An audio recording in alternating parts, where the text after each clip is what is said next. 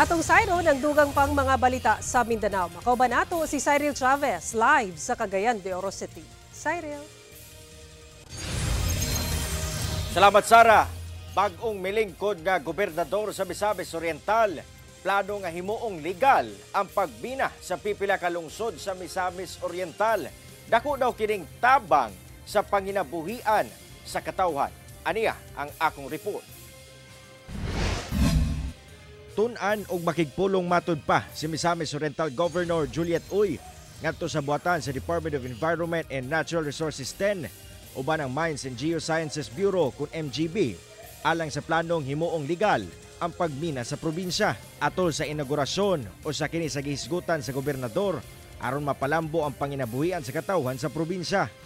Matud sa opisyal, nasayod kuno siya nga aduna nay illegal nga aktibidad sa pagmina sa lungsod sa Upol ug Mantikaw. Daghan problema.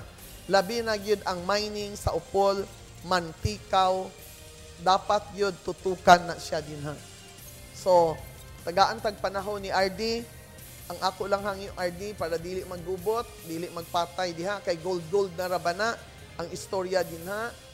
Ato siya himuon legal. Kay kung legal walay awayan. Dugang ni Uy nga buot niya nga iagi kini sa proseso ug himuong legal para daghan ang makabenepisyo.